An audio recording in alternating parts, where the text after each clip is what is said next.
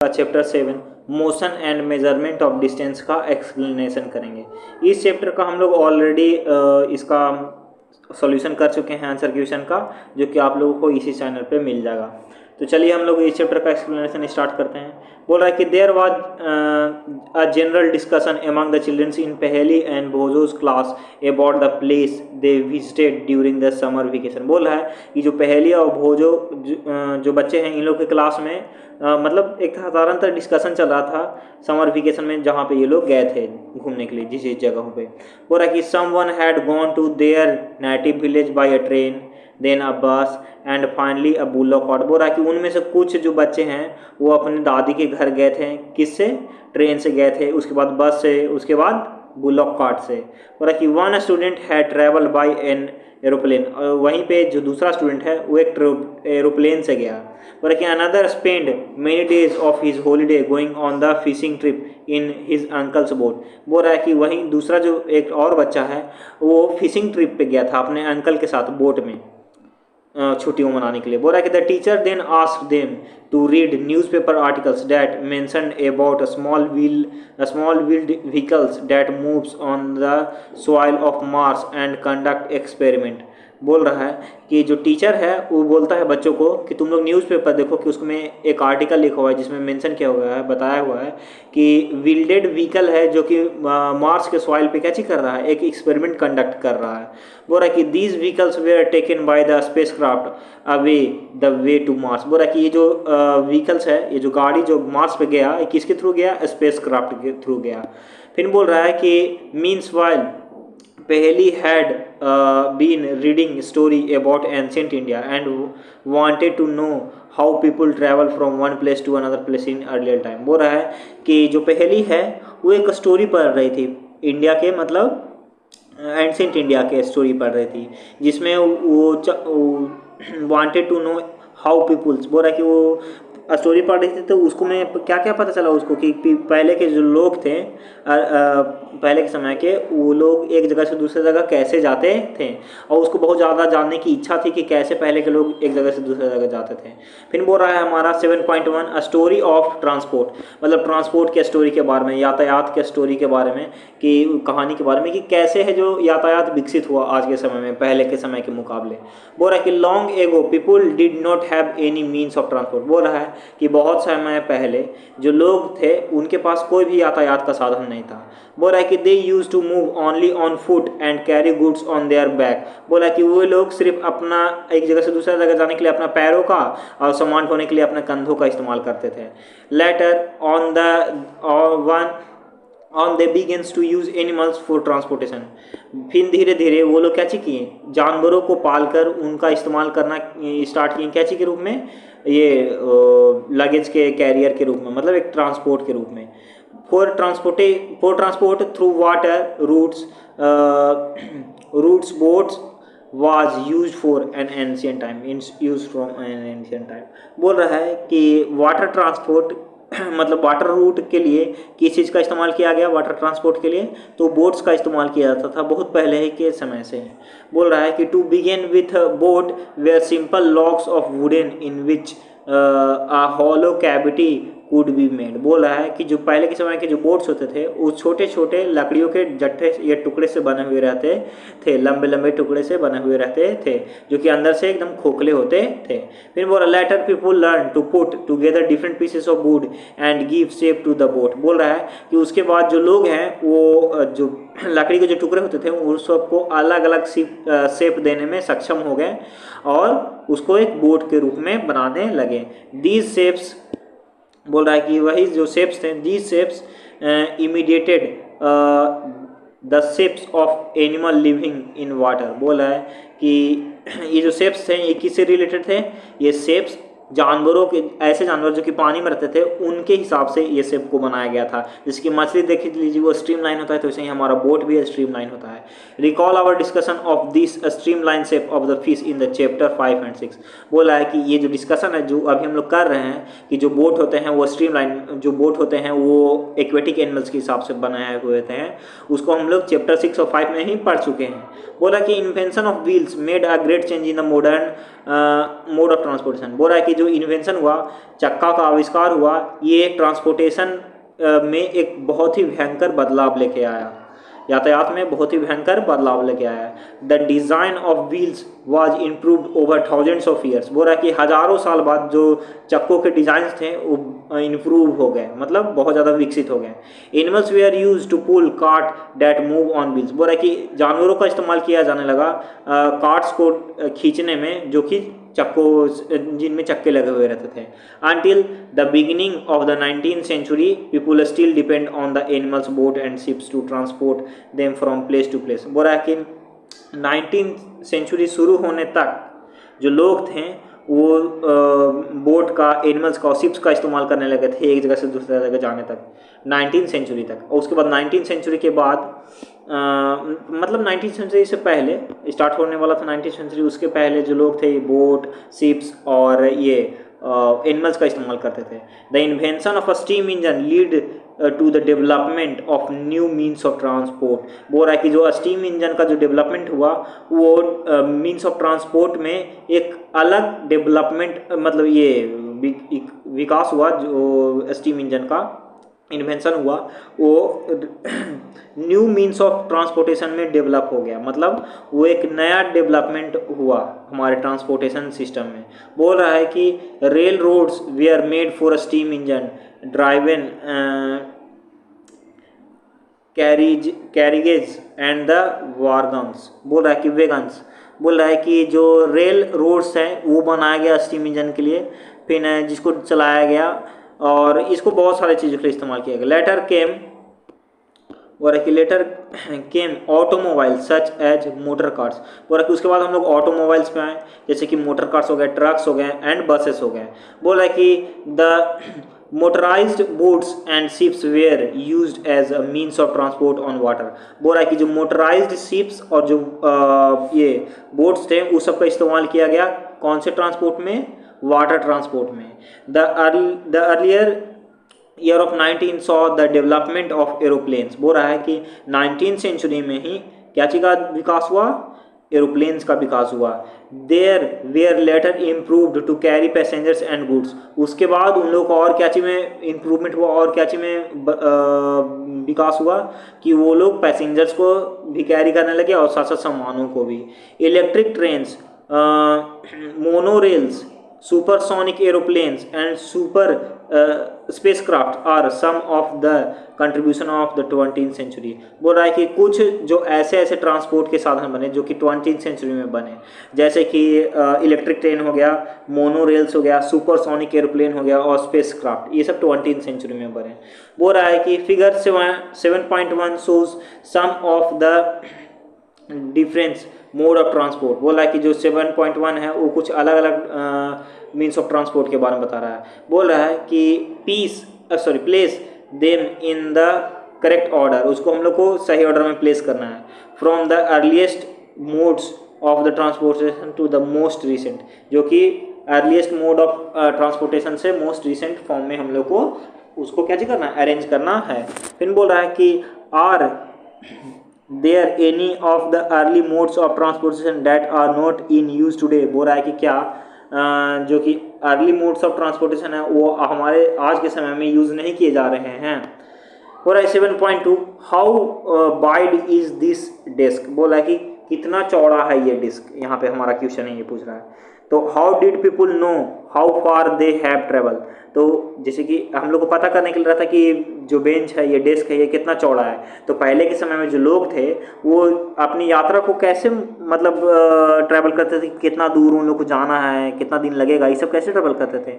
How will you know whether you can walk all the way to your school or whether you will need to take a bus or the rickshaw to reach your school। बोल रहा है कि तुम्हें कैसे पता चलता है कि तुम स्कूल अपने चल के भी पहुंच जाओगे, नहीं तो फिर अगर स्कूल पहुंचने के लिए तुमको या तो बस नहीं तो रिक्शा लेना पड़ेगा, कैसे पता चलता है तुम लोगों को।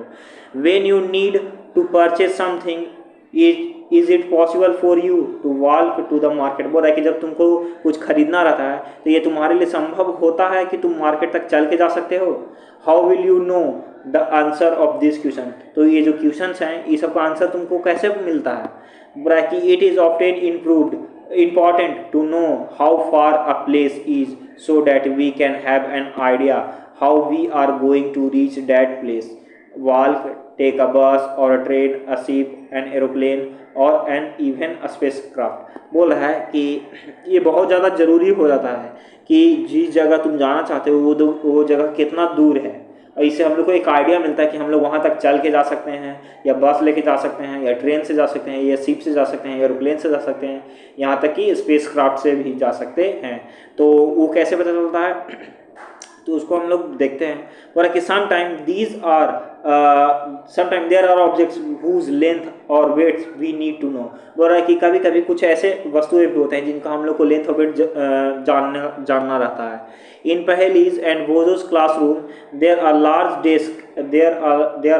Desk which are to be shared by 2 students. बोला कि पहेली और भोजो के क्लासरूम में एक बहुत ही बड़ा डेस्क है जिसपे 2 बच्चे बैठे हुए हैं। Paheli and भोजो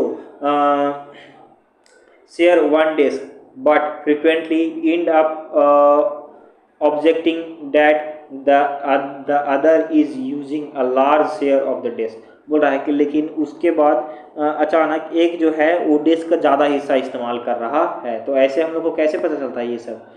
on the teacher's suggestion, teacher के सजेशन पे they decided to measure the length of the desk. उन लोग को बोला गया कि आप लोग क्या चीज करिए, अपने डेस्क को मेजर करिए कितना है। Make a mark exactly in the middle of its and draw a line to separate the 2 halves of the 2 halves of the desk. बोल रहा है कि उन लोग को टीचर क्या चीज बोले कि आप लोग मार्क करिए एग्जैक्टली एकदम बीचों बीच में, किसके बीच में, टेबल के बीचों बीच में एक लाइन मार्क करिए जो कि आधा आधा टेबल को बांट दे। Both Paheli and Boojho are very fond of playing. Paheli और भोजो को खेलना बहुत पसंद है, जैसे gilli danda with their friends, अपने दोस्त के साथ gilli danda. भोजो brought a set of gilli and डंडा विथ हिम। बोल रहा है कि भोजो जो है वो अपने साथ क्या चीज लेके आया, एक गिल्ली और डंडा लेके आया, set. He is here is how they try to measure the length of the desk using the danda and gilli. तो बोल रहा है कि वहाँ पे कैसे वो मेजर करेगा कि गिल्ली डंडा की मदद से वो कैसे मेजर करेगा लेंथ, डेस्क के लेंथ को। बोल रहा है कि the desk seem to be having a length equal to danda length and 2 length of the gilli. बोल रहा है कि जो डेस्क है वो एकदम सेम टू सेम है, 2 डंडा के लेंथ के बराबर है और 2 गिल्ली के लेंथ के बराबर है। बोल रहा है कि drawing a line in the middle of the desk leave each of them happy with a half of the desk equal to the डंडा and the गिल्ली in the length। बोल रहा है कि बीच उसके हिसाब से जो टेबल था उसके बीचों बीच में एक लाइन काट दिया गया और दोनों को आधा आधा टेबल का हाफ दे दिया गया, आधा आधा हिस्सा दे दिया गया, जिससे कि वो लोग आराम से छतरी रहने लगे, जो कि गिल्ली डंडा से नापा गया था। आफ्टर अ फ्यू डे, कुछ दिन बाद, the mark line get wiped out. कुछ दिन बाद जो लाइनिंग था टेबल पे वो हट गया। Boojho now has a new set of gilli and danda as he lost this old one. बोला कि तब भोजो के पास एक नया गिल्ली डंडा था, क्योंकि वो पुराना वाला जो गिल्ली डंडा था वो खो दिया था। Here is how the length of the desk seem to be measured using the गिल्ली एंड डंडा। बोला कि तब फिर वो अब यहाँ पे कैसे मेजर करेगा उसी डेस्क को गिल्ली डंडा से। बोल रहा है कि hello now when measured with the new set of gilli and danda the desk length seem to be about 2 danda length 1 gilli length with a small length still left out। और कि जब नया गिल्ली डंडा से उस डेस्क को नापा गया तो कितना लंबा हुआ, 2 डंडा और कितना, 2 डंडा और एक गिल्ली के बराबर, 2 डंडा और एक गिल्ली के बराबर, तब पर भी उसका कुछ हिस्सा बच ही गया। This is the lesson then 1 gilli length, जो कि एक गिल्ली के लेंथ से भी छोटा था। नाउ व्हाट, अब क्या होगा? व्हाट डू यू सजेस्ट पहेली एंड भोजो टू डू। बोला कि तुम पहेली और भोजो को तुम क्या सजेस्ट करोगे? To measure the length of the whole desk, ताकि वो लोग होल डेस्क के लेंथ को मेजर कर सकें। Can they use a cricket wicket and bails to measure the length, or do you think that this might create the similar problem। बोल रहा है कि क्या तुम उन्हें क्रिकेट के विकेट और बेल्स से मेजर करने के लिए कहोगे, या फिर उससे भी कुछ प्रॉब्लम, इसी तरह का प्रॉब्लम क्रिएट होगा। One thing they could do is to take a small length of a string and make mark 2 point on it। बोल रहा है कि हाँ एक चीज वो लोग कर सकते हैं कि वो लोग एक धागा लें और उसके दोनों इन पे एक मार्किंग कर दें। This will be string length, वो स्ट्रिंग का लेंथ होगा। They can measure the width of the desk in the string length. बोला कि वो लोग जो डेस्क का चौड़ाई है उसको स्ट्रिंग लेंथ के हिसाब से माप सकते हैं। How can they use the string to measure the distance less than the length of the string. बोल रहा है कि कैसे वो लोग मेजर करेंगे डेस्क का लेंथ या किसी चीज़ का लेंथ जिसका स्ट्रिंग के लेंथ से कम होगा। किसी भी ऑब्जेक्ट का लेंथ वो लोग कैसे मेजर करेंगे जो कि उस ऑब्जेक्ट का लेंथ अगर स्ट्रिंग से कम होगा तो वो लोग कैसे मेजर करेंगे। They can fold the string and mark it into 1/2 1/4 and 1/8 string length. बोल रहा है कि वो लोग क्या चीज कर सकते हैं, अगर कम स्ट्रिंग के लेंथ से कम होगा अगर थे ये किसी भी ऑब्जेक्ट का लेंथ तो वो लोग उसको मोड़कर 1/2 1/4 एंड 1/8 स्ट्रिंग लेंथ कर सकते हैं। Now perhaps Paheli and Boojho can measure the exact length of the desk using the string. हो रहा है कि आप जो पहेली और भोजो हैं वो डेस्क का एग्जैक्ट लेंथ मेजर कर सकते हैं स्ट्रिंग के मदद से।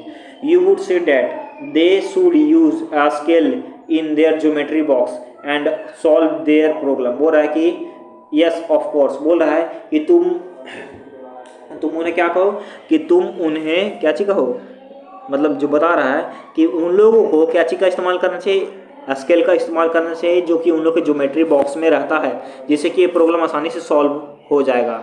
यस ऑफ कोर्स, हाँ हो जाएगा। Boojho has been reading about way people use to measure the distance. बोल रहा है कि जो भोजो है वो क्या चीज पढ़ रहा है कि पहले के समय में जो लोग हैं वो कैसे लेंथ को मेजर करते थे या डिस्टेंस को कैसे मेजर करते थे। Before such a standard scale were made and he had been trying to follow the different methods of measuring distance. बोल रहा है कि पहले के लोग हैं जो कैसे लेंथ को डिस्टेंस को मेजर करते थे इसके निर्माण होने से पहले, मतलब इसका इन्वेंशन होने के पहले, स्टैंडर्ड स्केल का इन्वेंशन होने के पहले वो लोग बहुत अलग अलग तरीका का इस्तेमाल करते थे ये डिस्टेंस को मेजर करने के लिए। There are so many occasions when we come across a need to measure the length and distance.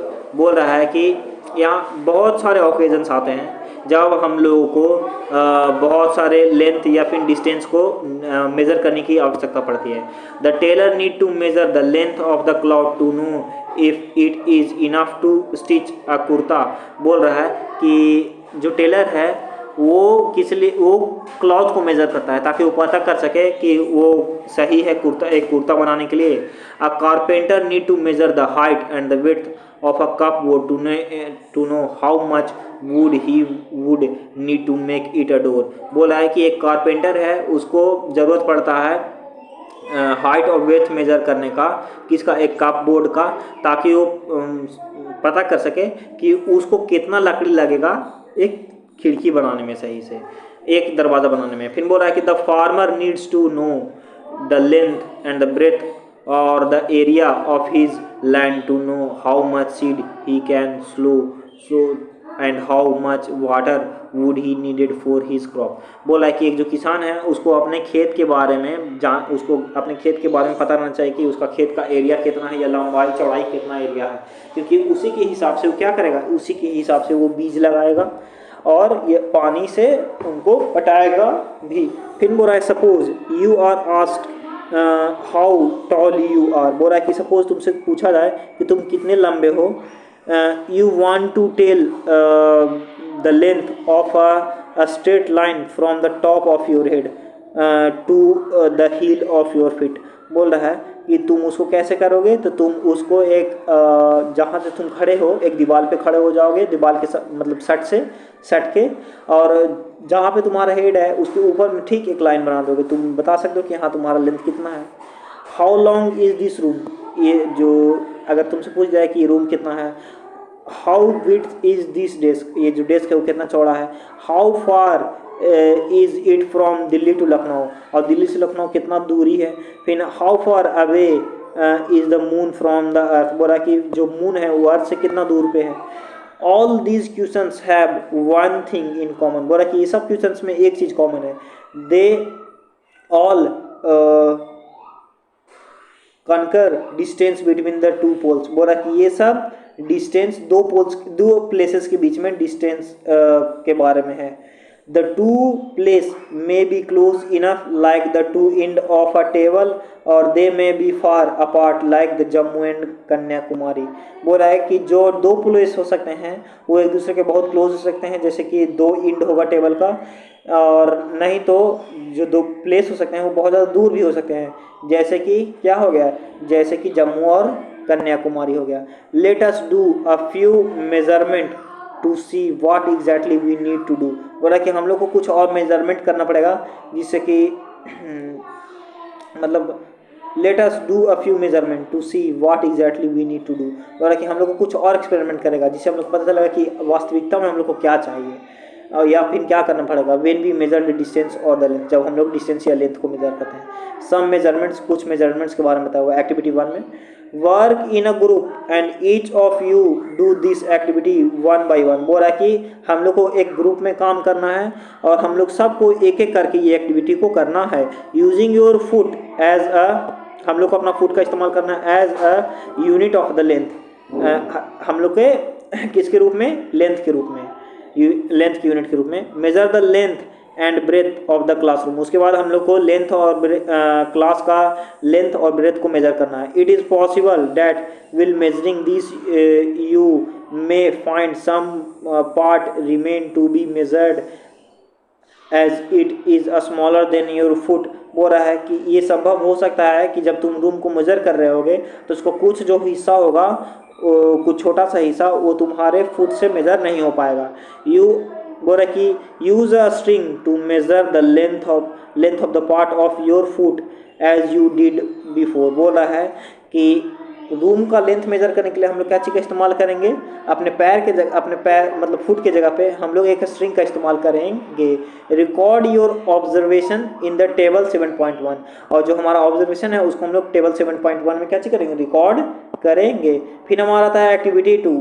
बोला कि work in a group and each of you use your hand span as a unit to measure the width of a table और desk in the classroom.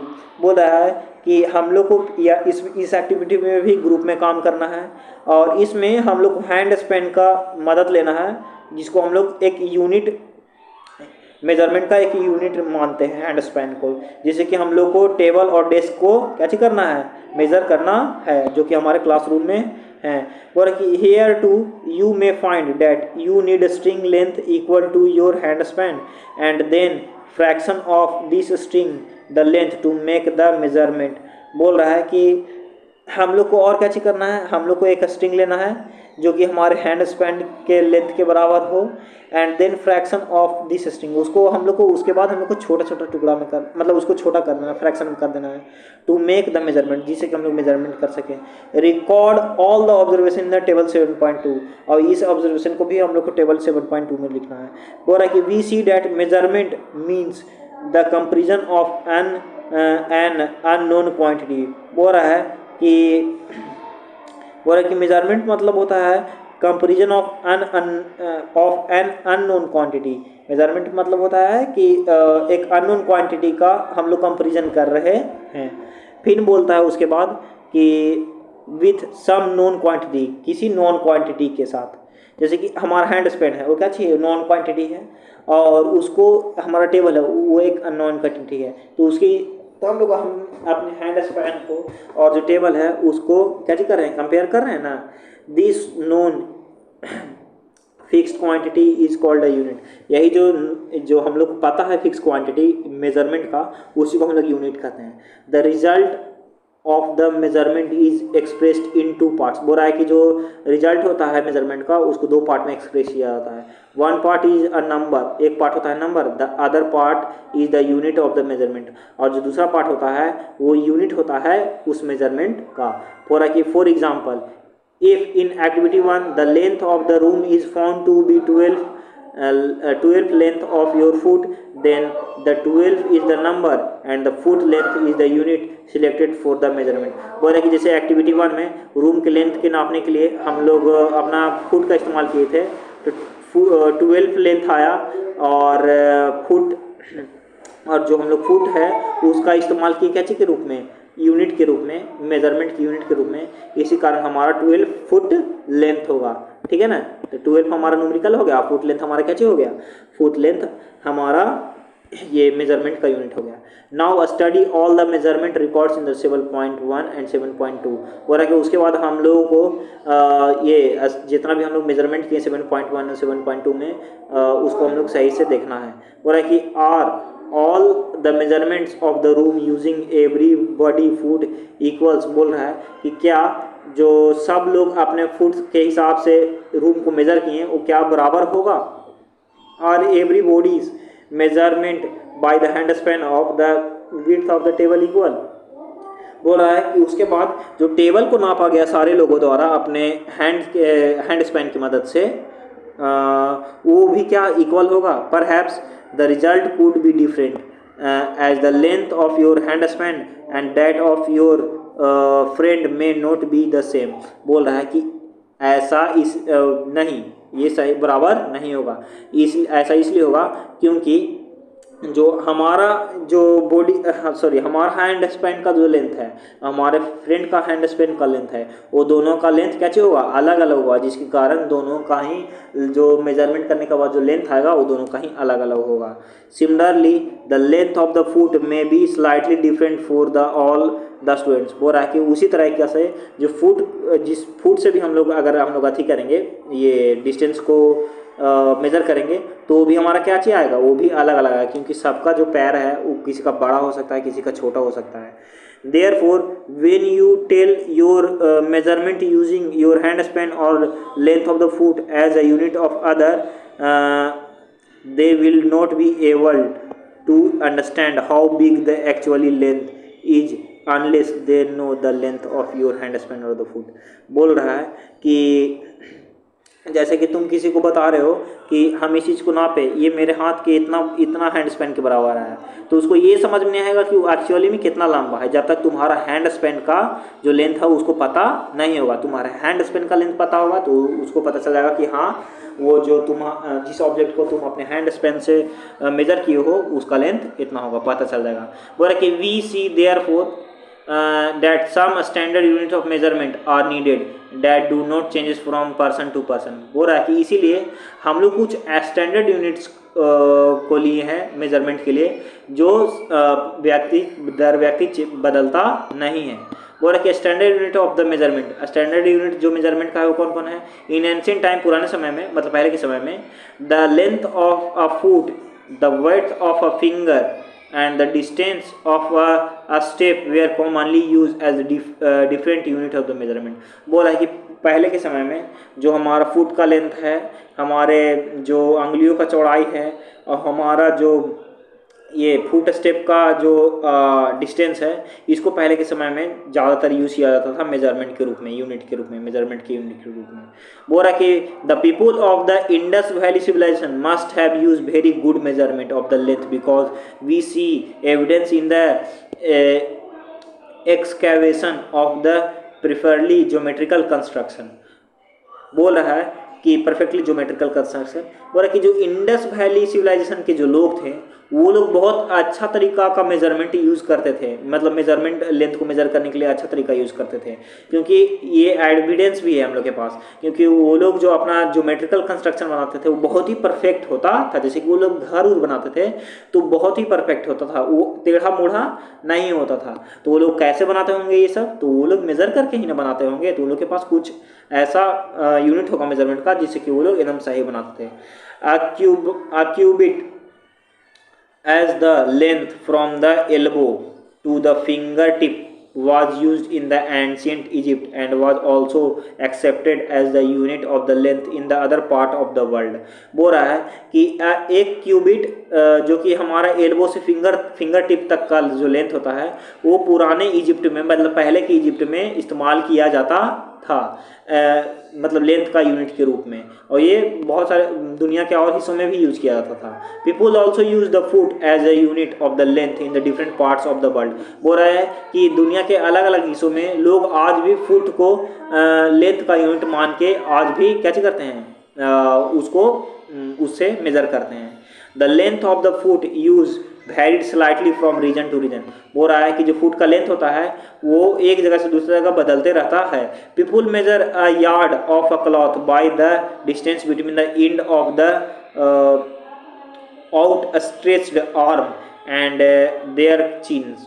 बोल रहा है कि जो लोग हैं वो जैसे कि कपड़ा है उसको कैसे मापते थे, तो उसको अपने ये आउट स्ट्रेच्ड आर्म से मापते थे और अपने चीन से मापते थे, मेजर करते थे। The Roman measure with their pace और स्टेप्स। बोल रहा है कि जो रोमन लोग वो लोग अपने पेस और अपने स्टेप से मेजर करते थे। The ancient India a small length measurement used were an angul और मुट्ठी। बोल रहा है कि एंशिएंट इंडिया में जो छोटे छोटे जो लेंथ होते थे वो सबको किस में मेजर किया जाता है, एक अंगुल में और मुट्ठी में। बोल रहा है कि even today we can see flower seller use their forearm as a unit of the length for garlands in many towns of India। बोल रहा है कि जो आज के समय में भी जो फ्लावर सेलर्स होते हैं हमारे देश में, मतलब फूल बेचने वाले, वो अपने फोर आर्म्स का इस्तेमाल करते हैं लेंथ के यूनिट के रूप में गार्लैंड्स को क्या करने में, शहरों में मेजर करने में। बोल रहा है कि many such body parts continue to be in use as the unit of the length when convenient. बोल रहा है कि आज के समय में बहुत सारे बॉडी पार्ट्स का इस्तेमाल किया जाता है क्या के रूप में, लेंथ के यूनिट के रूप में मेजर करने के लिए।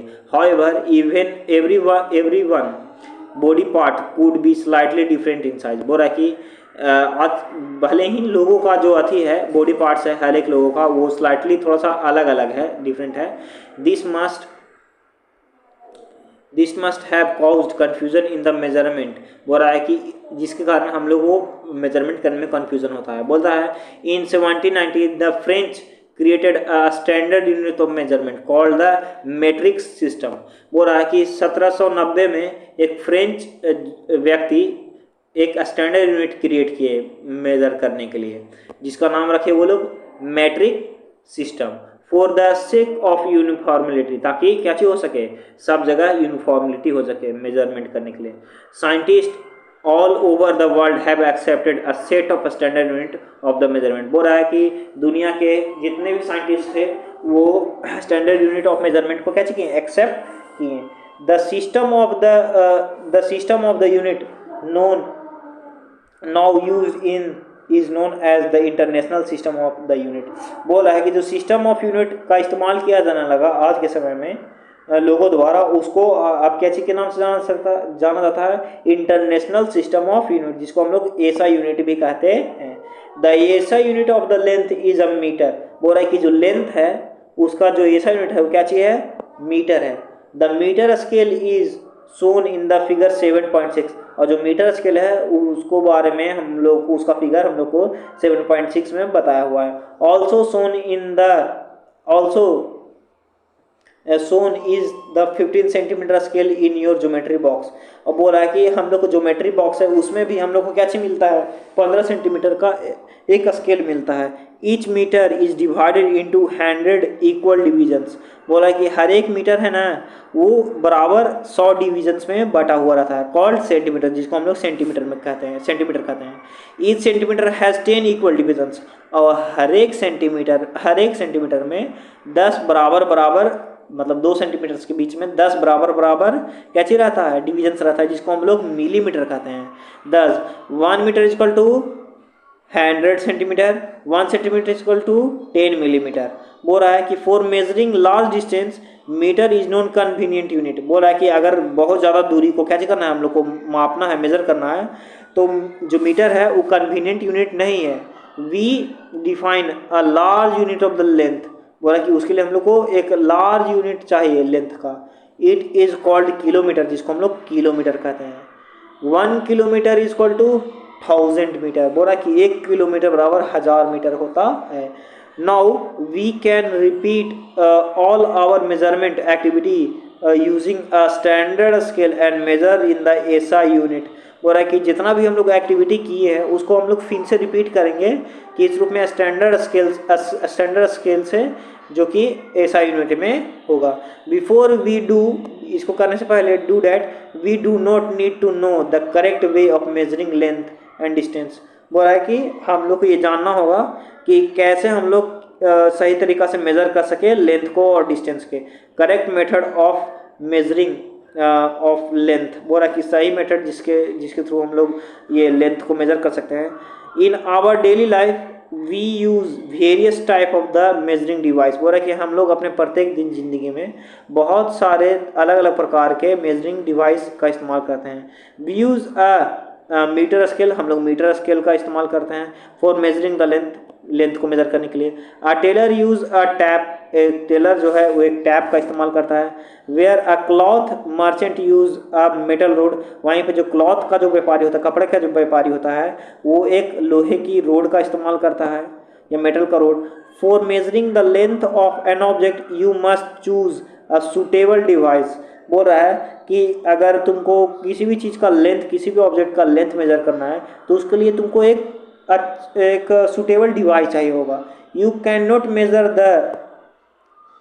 गर्थ of a tree or the size of your chest using a metre scale. बोल रहा है कि तुम जो ट्री का जो गर्थ है उसको और तुम अपने छाती के साइज को मीटर स्केल से मेजर नहीं कर सकते। फॉर इंस्टेंस, तुरंत सही। बोल रहा है कि measuring tap is more suitable for this. बोल रहा है कि जो मेजरिंग टैप है वो इसके लिए बहुत अच्छा होगा। फॉर अ स्मॉल मेजरमेंट, बोल रहा है कि छोटे छोटे मेजरमेंट के लिए, such as the length of your pencil, जैसे कि तुम्हारे पेंसिल का length, you can use a 50 centimetre scale for your geometry box. तुम एक छोटे छोटे लेंथ को मेजर करने के लिए, जैसे कि तुम्हारा पेंसिल हो गया, उसको मेजर करने के लिए तुम 15 सेंटीमीटर का स्केल इस्तेमाल कर सकते हो, जो कि तुम्हारे ज्योमेट्री बॉक्स में रहता है।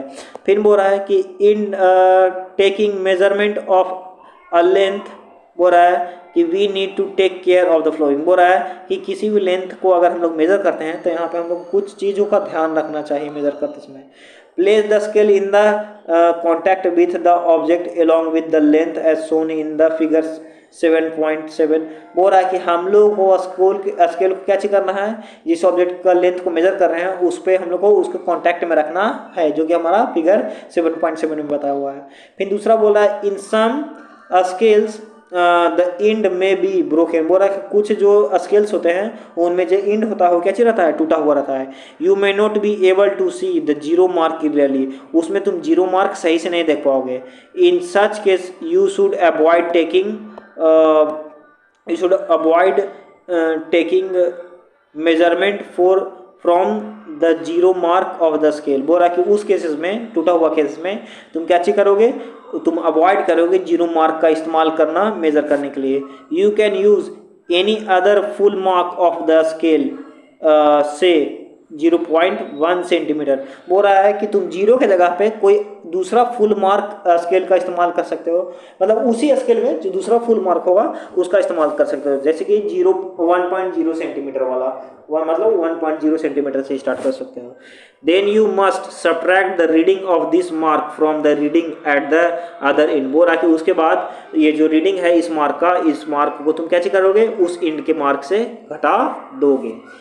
For example in figure 7.8 B, जो कि एग्जाम्पल है जिसका दिया हुआ है फिगर 7.8 बी में, the reading at the one end is 1.0 centimetre. बोल रहा है कि एक इंड का जो रीडिंग है वो 1.0 सेंटीमीटर है and at the other end is 14.3 centimetre, और दूसरा जो इंड है वहाँ पे 14.3 सेंटीमीटर है। Therefore the length of the object is, तो जो लेंथ होगा ऑब्जेक्ट का वो कितना होगा, 14.3 minus 1.0 centimetre is equal to 13.3 centimetre. तो हम लोग 14.3 सेंटीमीटर में से 1.0 सेंटीमीटर घटा देंगे, जिससे कि हम लोग का उस बॉक्स का या उस ऑब्जेक्ट का हम लोग का क्लियर लेंथ निकल जाएगा कितना, 13.3 सेंटीमीटर। फिर बोल रहा है तीसरा में correct position of the I is also important for taking measurement. बोल रहा है कि मेजरमेंट करने के लिए हम लोग को आँखों को सही पोजीशन में होना चाहिए जहाँ से हम लोग मेजर कर रहे हैं। Your eye must be exactly in the front of the point where the measurement is to be taken as shown in the figure 7.9। 7.9 बोल रहा है कि हमारा आंखों का पोजीशन एकदम उस पॉइंट पे होना चाहिए जहाँ से हम लोग क्या कर रहे हैं, मेजरमेंट स्टार्ट कर रहे हैं। बोल रहा है कि point B is the correct position of the eye. बोल रहा है कि जो पॉइंट बी है वो हमारे आई का करेक्ट पोजीशन है। देखिए हम लोग नीचे इसका देखते हैं। बोल रहा है कि note that from the position be the reading is 7.5 centimetre. बोल रहा है कि इसको ध्यान रखना कि जो पोजीशन बी है वहाँ से जो रीडिंग है वो 7.5 सेंटीमीटर है। फिर बोल रहा है कि from the position A and see the reading में बी डिफरेंट। बोल रहा है कि पोजीशन ए और सी है वहाँ से जो रीडिंग है वहाँ से रीडिंग अलग हो सकता है। फिर हम लोग आगे देखते हैं। बोल रहा है कि measuring the length of your classmate using hand span and then by using a metre scale. बोल रहा है कि तुम अपने क्लासमेट को मेजर करो, किसकी मदद से, अपने हैंड स्पैन की मदद से, और उसके बाद एक स्केल के मदद से। फिर बोल रहा है कि for this ask your classmate to stand with his back against a wall. उसके लिए तुम क्या करो, अपने दोस्त को क्या करो कि उसको खड़ा होके और दीवार की तरफ खड़ा होने के लिए करो, दीवार से सट के। Make a mark on the wall exactly above his head. उसके माथा के ऊपर में एग्जैक्टली उसके माथा के ऊपर में क्या करना है, तुमको एक मार्क बनाना है। Now measure the distance from the floor to this mark on the wall. बोल रहा है कि उसके बाद तुमको मेजर करना है क्या चीज़, फ्लोर से और उस मार्क के जो बीच का जो डिस्टेंस है ना उसको मेजर करना है विथ योर हैंड स्पेन, अपने हैंड स्पेन की मदद से। And then with a metre scale, उसके बाद एक मीटर स्केल से। Let all other students measure. बोल रहे कि measure this length is similar way. बोल रहा है कि दूसरे स्टूडेंट्स को भी इसी हिसाब से मेजर करो।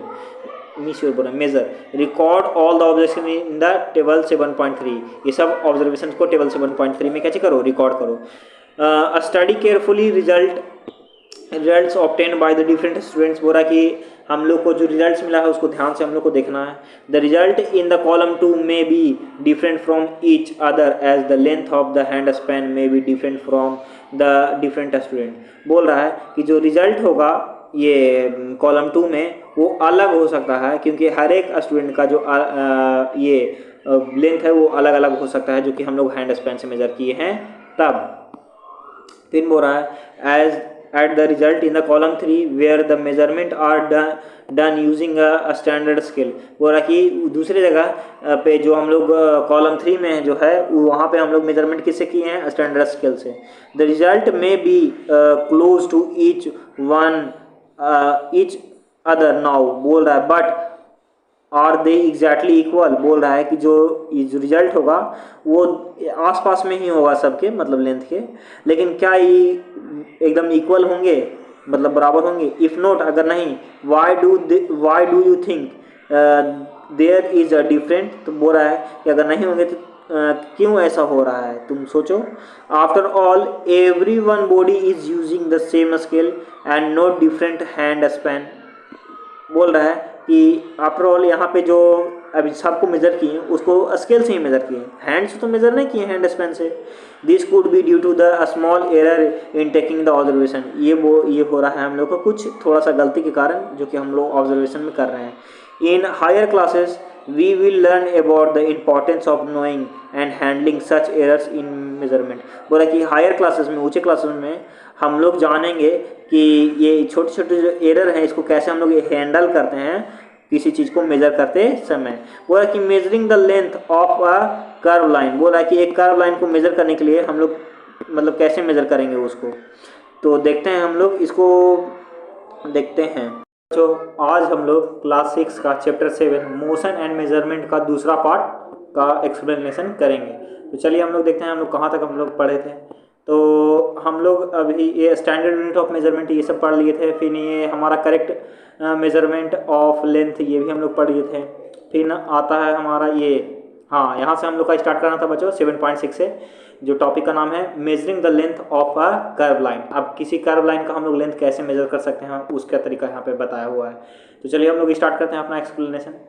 बोल रहा है कि वी कैन नॉट, और आप लोगों को अगर दिक्कत होगा तो इसका पहला जो वीडियो है वो चैनल पे अपलोड हो चुका है, आप लोग वहाँ पे जाकर देख सकते हैं। फिर उसके बाद यहाँ पे आप लोग देख सकते हैं अगर आप लोग नए बच्चे हैं तो। फिर बोल रहा है कि we can not measure the length of a curve line directly by using a metre scale. बोल रहा है कि हम लोग जो है वो किसी भी कर्व लाइन को डायरेक्ट मीटर स्केल से हम लोग डायरेक्ट नहीं नाप सकते हैं, मतलब उसको लेंथ के मेजर नहीं कर सकते हैं। We can use a thread to measure the length of the curve line. हम लोग एक थ्रेड, एक धागा का इस्तेमाल कर सकते हैं उस कर्व लाइन को मेजर करने के लिए, उसका लेंथ को। बोला कि एक्टिविटी 4 हमारा दिया है, बोला कि use a thread to measure the length of a curve line A B. बोला कि हम लोग को एक कर्व लाइन दिया हुआ है, उसको मेजर, उसका लेंथ मेजर करने के लिए हम लोग को एक थ्रेड का इस्तेमाल करना पड़ेगा, एक धागा का इस्तेमाल करेगा। बोला कि put a not on the thread near one of its and. बोल रहा है कि जो थ्रेड का एक हिस्सा है उसको किसके पास रखना है, ये कैसे कहते हैं, कर्व लाइन के पास रखना है। फिर बोल रहा है कि place this not on the point A, और उस नॉट को हम लोग को पॉइंट ए पे रखना है। Now place a small portion of the thread along the line. उसके बाद हम लोग को थ्रेड का एक छोटा सा पोर्शन लाइन के, जो कर्व लाइन है उसके एकदम पास में रखना है। Keeping it taut using your finger and thumb. हम लोग को उसको टाइट भी रखना है अपने फिंगर और थंब का इस्तेमाल करके। Hold the thread at this and point with one hand. बोल रहा है कि उसके बाद जो थ्रेड है उसको एंड पॉइंट जहाँ पे है उसको अपने दूसरे हाथ से कैसे करना है, होल्ड करके रखना है। Using other hand stretch a little more portion of the thread along the curve line. बोल रहा है कि दूसरा हैंड का इस्तेमाल करके हम लोग को जो थ्रेड है उसको कर्व लाइन की ओर फिर से हम लोग को कैसे करना है, फैलाना है। गो, ऐसा ही करते रहो आगे। Go on repeating this process till the other end B of the curve line is reached. बोला कि ये जो प्रोसेस है ये हम लोग को रिपीट करते रहना होगा जब तक हम लोग को थ्रेड का दूसरा एंड जैसे कि बी नहीं मिल जाए। Make a mark on the thread where it touches the end B. बोल रहा है कि हम लोग को जो थ्रेड है मिला है उस पर हम लोग को मार्क करना होगा जहाँ पे वो बी को टच कर रहा होगा थ्रेड। बोल रहा है कि now stretch the thread along the metre scale. उसके बाद हम लोग को उसको मीटर स्केल के उसको स्ट्रेच करना है और उसको बाद उसको मीटर स्केल से मेजर करना है। Major the length between the not in the beginning and final mark on the thread. बोल रहा है कि हम लोग को मेजर करना है जो पहला नॉट था उससे फाइनल मार्किंग तक जहाँ पे जिस जो थ्रेड पे बना हुआ था। बोल रहा है कि this gives the length of the curve line A B. और इसी से हम लोग को जो लाइन ए बी है कर्व लाइन उसका हम लोग को लेंथ पता चल जाएगा। देखिए आप लोग को यहाँ पे बताया भी हुआ है, ये है फिर ये है, यहाँ से ऐसे ऐसे ये करते गया है तो उससे आप लोगों को लेंथ पूरा पूरी पता चलता गया। फिर बोला है कि we see that we need a lot of care to ensure that we are measuring distance and the length correctly. बोल रहा है कि हम लोग अभी देख चुके हैं कि हम लोग को बहुत ही ज़्यादा क्या चाहिए, केयर, मतलब बहुत ही ज़्यादा ध्यान देना पड़ता है किसी भी डिस्टेंस या लेंथ को मेजर करते समय सही से। अगर हम लोग नहीं ध्यान देंगे तो मेजर जो डिस्टेंस है, ये जो लेंथ है वो गलत हम लोग से मेजर हो जाएगा। And we need some standard unit and device with which we measure this distance and can convey our result to other. बोल रहा है कि फिर इस तरह के करेक्ट मेजरमेंट करने के लिए हम लोग को एक स्टैंडर्ड यूनिट और कुछ डिवाइसेस चाहिए होंगे जिसके मदद से हम लोग डिस्टेंस या किसी भी लेंथ को एक्यूरेटली मेजर कर सकें, जिससे कि दूसरा कोई भी आसानी से समझ सके। तो चलिए वो तो हमारा हो गया टॉपिक। अब हमारा आता है 7.7 मूविंग थिंग्स अराउंड अस। बोल रहा है कि जो थिंग्स हमारे चारों तरफ मूव कर रहे हैं उसके बारे में। Activity 5 think of some object you have seen recently. बोल रहा है कि कुछ ऑब्जेक्ट्स के बारे में सोचो जिसको तुम अभी तुरंत देखे हो। बोल रहा है कि list them in the table 7.4, उसको हम लोग को टेबल 7.4 में लिखना है। This may includes a school bag, a mosquito, a table, people sitting on a chair और people moving about.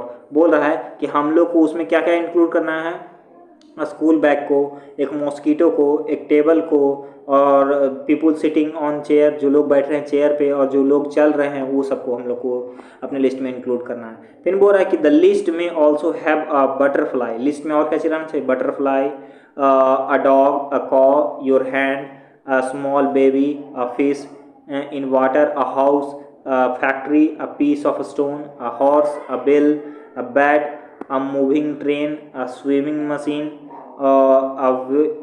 a wall clock or the hand of a clock। बोल रहा है कि और इस लिस्ट में और क्या चीज़ होना चाहिए, लिस्ट में और बटरफ्लाई होना चाहिए, एक कुत्ता होना चाहिए, एक गाय होना चाहिए, हम लोग का हाथ होना चाहिए, मतलब ये सब हम लोग को इमेजिन करना है। स्मॉल बेबी, फिश और वाटर में मूव करता हुआ फिश रहना चाहिए, एक घर, एक फैक्ट्री, एक पत्थर का टुकड़ा, एक घोड़ा, एक बेल, एक बैट, एक मूविंग ट्रेन, ये सब हम लोग को चाहिए, क्लॉक चाहिए। बोला कि make your list as large as you can, और हम लोग को उस लिस्ट को और बड़ा बनाना है जितना हम लोग बना सकते हैं। Which of these are moving, उनमें से कौन है जो मूव कर रहा होगा। Which are at the rest, और कौन होगा जो रेस्ट पे होगा, मतलब कौन है जो मूव नहीं कर रहा होगा। ऑब्जेक्ट एट रेस्ट, ऐसे ऑब्जेक्ट जो कि रेस्ट में होंगे, जैसे कि हाउस हो गया, टेबल हो गया, क्लॉक हो गया। Object in motion, a flying bird, second hand of the clock, और जो क्लॉक का जो सेकेंड हैंड होता है वो, ये सब मूविंग ऑब्जेक्ट होंगे। फिर हमारा क्या बोल रहा है आगे, आगे बोल रहा है कि how did you decide whether an object is in motion और रेस्ट। बोला कि कैसे तुम्हें पता चलेगा, या कैसे तुम डिसाइड करोगे कि कोई ऑब्जेक्ट मोशन में है या रेस्ट में है। कैसे, you might have notice that the bird is not at the same place after some time while the table is at the same place. बोला कि तुम नोटिस कर रहे होगे, तुम नोटिस करोगे कि जो बर्ड होगा वो कुछ समय बाद उसी जगह पे, सेम जगह पे नहीं रहेगा, कुछ समय बाद वो दूसरे जगह पे जाएगा, लेकिन जो टेबल है कुछ कितने भी समय, मतलब कितना भी समय पार हो जाए, वो उसी जगह पे रहेगा, सेम प्लेस पे। हो रहा है कि ऑन दिस बेसिस, इस बेसिस पे you may have decided weather an object is at rest और इन मोशन। इस बेसिस पे तुम डिसाइड किए होगे कि जो कौन सा ऑब्जेक्ट है जो मूविंग है और कौन सा ऑब्जेक्ट है जो रेस्ट में है। Let us look at the motion of an ant closely. बोला कि उसके बाद एक एंट का मोशन देखना है हम लोग को बहुत ध्यान से, closely. Activity 6, select a place where you find an ant. बोला कि एक जगह ढूंढो जहाँ पे तुमको एक चींटी मिल जाए आसानी से। Spread a large sheet of white paper on the ground and keep a little sugar on it. बोला है कि हम लोग को एक बहुत ही बड़ा वाइट पेपर का शीट ग्राउंड पर रखना है और उस पर कुछ शुगर के, मतलब चीनी के टुकड़े को कैसे कर देना है, फैला देना है। And are likely to be attracted to the sugar and you will find many ants crawling on the sheet of the paper soon. बोल रहा है कि तुम जो एंट है जो उस चीनी से कैसे होंगे, अट्रैक्ट होंगे, और कुछ समय बाद तुम देखोगे कि जो तुम्हारा जो सीट था उस पर बहुत सारे जो चींटियां हैं वो चलने लगेंगे। फॉर एनी वन एंट, किसी भी एक चींटी को, try and make a small mark with a pencil near it position when it has just crawled on the sheet of a paper. बोल रहा है कि किसी भी एंट को लो और मतलब किसी भी एंट को देखो और जहाँ से वो मूव कर रहा है वहाँ पे हम लोग एक मार्किंग करना है, ठीक है। उसके बाद पेपर पे, जहाँ पेपर पे मार्किंग करना है हम लोग को जहाँ पे से वो एंट मूव कर रहा है। फिर बोल रहा है जो कि हमारा फिगर 7.11 में बताया हुआ है, keep the marking it position after a few second as it move along on the sheet of the paper. बोल रहा है कि उसके मार्किंग है, keep marking its position after a few second, कुछ सेकेंड बाद उसका जो पोजीशन है उसको फिर से हम लोग को मार्क करना है जब वो पेपर के दूसरे हिस्से में मूव कर रहा होगा। After some time shake the paper free of the sugar and the ant. बोल रहा है कि उसके कुछ समय बाद जो पेपर है उसको थोड़ा सा झाड़ दो जिससे कि उस पर से चींटी और शुगर के टुकड़े सब हट जाए। बोल रहा है connect the different positions, connect the different points you have marked with arrow to show the direction in which the ant was moving। बोल रहा है कि कुछ समय बाद जो तुम पॉइंट बनाए हो उस पेपर के शीट पे, वो दोनों पॉइंट्स को एक लाइन से कनेक्ट कर दो और एरो से दिखाओ कि जो एंट है वो किस डायरेक्शन में मूव कर रहा है। फिर बोल रहा है कि each point you have marked so where the ant move to in interval of a few second. बोल रहा है कि हर एक जो पॉइंट तुम मार्क किए होगे वो क्या चीज़ बता रहा है कि जो एंट है वो हर एक सेकेंड कैसे मूव कर रहा है या किस डायरेक्शन में मूव कर रहा है। Motion seems to be some kind of a change in the position of an object with in time is it. बोला कि जो मोशन है वो क्या चीज़ होता है, मोशन जो होता है वो किसी भी ऑब्जेक्ट का ये चेंज, समय के साथ पोजीशन चेंज होता है, उसी को हम लोग मोशन कहते हैं। बोला कि in activity 5 where did you place object like a clock, a swimming machine or an electric fan in your grouping of object. बोल रहा है कि जो एक्टिविटी 5 है उसमें जो क्लॉक था, जो स्विमिंग मशीन था और जो इलेक्ट्रिक फैन था उसको किस ग्रुप में तुम रखा। Are these objects moving from one place to another, क्या ये सब ऑब्जेक्ट्स एक जगह से दूसरे तक मूव कर रहे हैं। नो नहीं। Do you notice movement in any of their part. बोला कि क्या तुम्हें उन लोगों की जो ये सब ऑब्जेक्ट्स हैं, ये क्लॉक और जो इलेक्ट्रिक फैन है, उनके किसी पार्ट में मूवमेंट तुमको दिखा। The blade of the fan और the hand of a clock, how are they moving. बोल रहा है कि जो ब्लेड है फैन का और जो क्लॉक का जो हैंड है वो मूव कर रहा है। Is there movement similarly to that of the fan an ant और अ ट्रेन। बोल रहा है कि ये जो मूवमेंट था वो सेम था एक एंट के जैसा या फिर एक ट्रेन के जैसा। Let us now look at some type of motion to help us understand these differences. बोल रहा है कि अब हम लोग कुछ मोशंस के बारे में देखते हैं जो कि इस तरह के डिफरेंसेस के हम लोग को समझ में आ जाए, इस तरह के डिफरेंसेस। बोल रहा है टाइप ऑफ मोशन 7.8 में टाइप ऑफ मोशन कौन कौन है। बोल रहा है कि you may have observe the motion of a vehicle on a straight road, march past या of soldiers in a parade or the falling of the stones. बोल रहा है कि तुम है जो देखे होगे ध्यान से मोशन का व्हीकल्स का एक स्ट्रेट रोड पे, जो फिर सोल्जर्स का जो मार्च निकलता है परेड के समय वो, और फॉलिंग ऑफ अ स्टोन और पत्थर का गिरना। What kind of motion is this, वो किस तरह का मोशन है। A sprint in a 100 metre race also move along a certain track. बोल रहा है कि जो स्प्रिंट होता है, स्प्रिंटर्स जो होते हैं वो एक 100 मीटर के ट्रैक में मूव करते हैं, वो स्ट्रेट ट्रैक में, सीधा ट्रैक में, वो किस तरह का मोशन है। Can you think of more such examples from your surrounding. बोल रहा है कि क्या तुम्हें इस तरह के और एग्जाम्पल्स पता है तुम्हारे सराउंडिंग्स में जो आसपास में होते हैं। तो यहाँ पे हम लोग फिर आगे बोल रहा है कि in all these examples we see that the object move along a straight line. बोल रहा है कि ये सब जो एग्जाम्पल हम लोग देखें, ये सब एग्जाम्पल में जो ऑब्जेक्ट हैं वो स्ट्रेट लाइन मूव कर रहे हैं। This type of motion is called rectilinear motion. इस तरह का जो मोशन है इसको हम लोग रेक्टिलिनियर मोशन कहते हैं। फिर बोल रहा है एक्टिविटी 7, बोल रहा है कि take a stone, tie a thread to it and whirl it with your hand. बोल रहा है कि हम लोग को एक पत्थर लेना है, उसको एक रस्सी से बांध लेना है और उसके बाद उसको अपने हाथ से घुमाना है। Observe the motion of the stone. बोल रहा है कि जो ऑब्जेक्ट स्टोन का जो मोशन है उसको ध्यान से देखना है। We see that the stone move along a circular path. हम लोग कैसे देखेंगे, जो स्टोन है वो एक सर्कुलर पाथ में मूव कर रहा है। In this motion the distance of the stone from your hand remain the same. This type of motion is called circular motion. बोल रहा है कि इस मोशन में जो डिस्टेंस है स्टोन से हमारे हैंड से स्टोन का, वो क्या चीज़ है, सेम है। बस स्टोन तो मूव कर रहा है लेकिन उसका जो डिस्टेंस है हमारे हैंड से वो सेम है। और इस तरह के मोशन को हम लोग क्या कहते हैं, सर्कुलर मोशन कहते हैं। जो कि हमारे यहाँ पे दिया भी हुआ है, जैसे कि फैन कर रहा है या फिर जो विंड डायरेक्शन बताने वाला रहता है वो भी करता है, रेहट ये सब करता है। बोल रहा है कि the motion of a point mark on the blade of an electric fan और the hand of a clock are example of circular motion.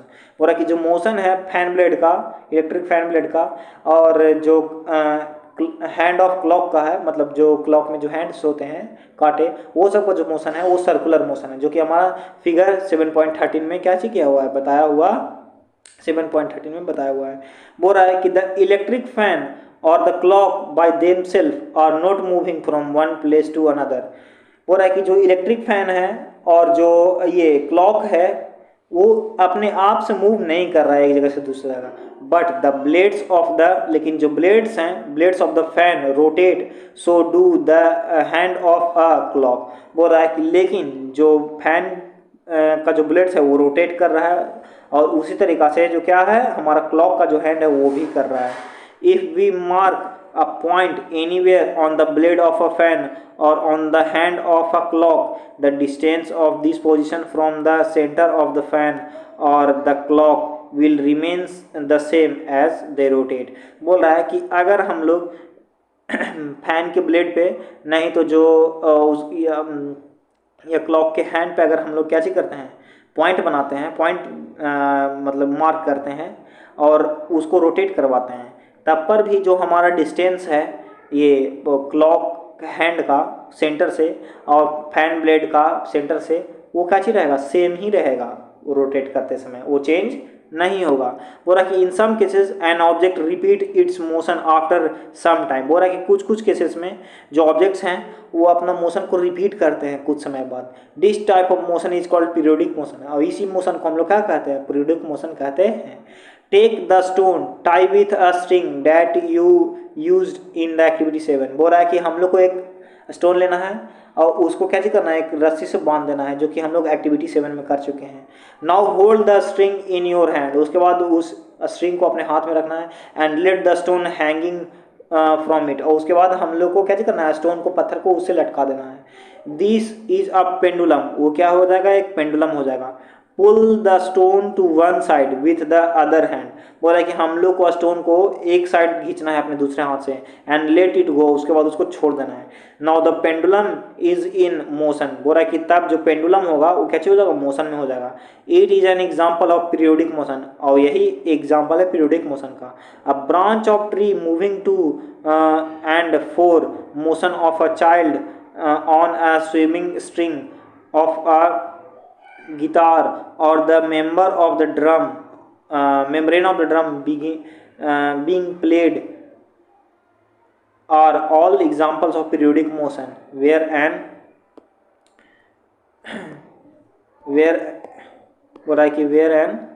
ये where an object or a part of its repetition its motion after the fixed interval of time।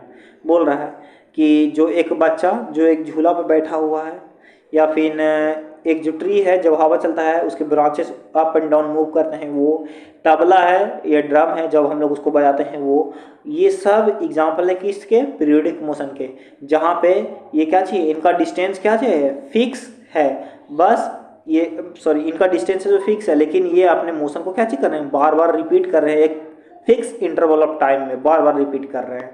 तो ये सब periodic motion के मतलब periodic motion कर रहे हैं। Did you observe a swimming machine as a part of activity 5, बोल रहा है कि क्या तुमको ये जो स्विमिंग मशीन है वो एक्टिविटी 5 में तुम्हें मिला था। You must have observe that it remain at the same location while any position on it wheels move with a circular motion. बोल रहा है कि तुम क्या देखोगे कि जो ये जो स्विमिंग मशीन है ये एक ही जगह पे रहेगा, लेकिन इसका जो व्हील्स है वो मूव करते रहता है एक सर्कुलर मोशन में। It also has a needle that moves up and down continuously as long as the wheel rotate it is in it. बोल रहा है कि उसको में एक नीडल रहता है जो कि अप एंड डाउन मूव करते रहता है जब तक उसका व्हील्स रोटेट करते रहता है तब तक। This needle is undergo a periodic motion, और वो जो नीडल है वो एक पीरियोडिक मोशन के अंदर में चल जाता है, मतलब वो एक तरह का पीरियोडिक मोशन शो करता है। Have you observe closely the motion of a ball along the ground, बोला कि क्या तुम जो ध्यान से देखे हो एक बॉल का मोशन ग्राउंड पे।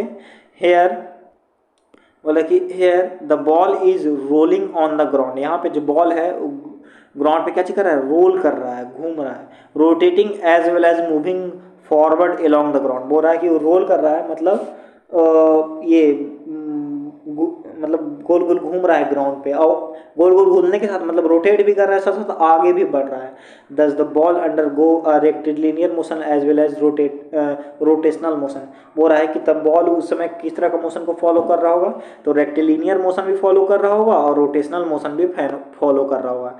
Can you think of other example where object undergo the combination of different type of the motion। बोला कि क्या तुमको कोई और एग्जाम्पल पता है जिसमें जो ऑब्जेक्ट है वो combination of different type of motions के मतलब फॉलो करता है।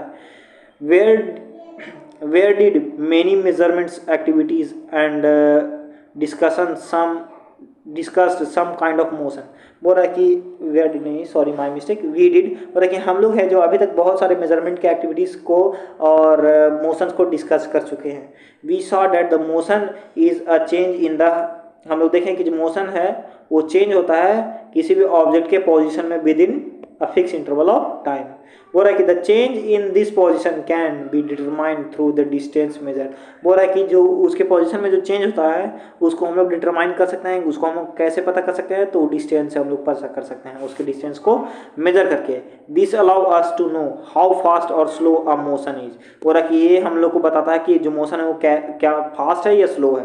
बोल रहा है कि the movement of a snail on the ground, a butterfly flittering from a flower to flower, a river flowing, an aeroplane flying, moon going around the earth, and the blood flowing inside our body shows there is motion everywhere around us। बोल रहा है कि तितलियों का एक फूल से दूसरे तक उड़ के जाना, जो स्नेल है उसका एक ग्राउंड पे एक जगह से दूसरे जगह जाना, मूवमेंट करना, जो नदी है उसका बहना, जो एरोप्लेन है उसका उड़ना, जो चांद है वो पृथ्वी का चक्कर लगाना, हमारे शरीर के अंदर खून का बहना, ये सब बताता है कि मोशन हर एक जगह होते रहता है। मतलब जो मोशन है वो हर एक जगह होते रहता है, कहीं भी रुकता नहीं है। हमारा अर्थ भी मूव कर रहा है, बहुत सारी चीज़ें से मूव करते रहता है, हर एक चीज़, और अर्थ के हिसाब से हमारा जो ये टेबल है, चेयर है, ये सब भी मूव करते रहता है। तो आज का हमारा इस चैप्टर का जो एक्सप्लेनेशन था ये पूरा पूरी कंप्लीट हो चुका है।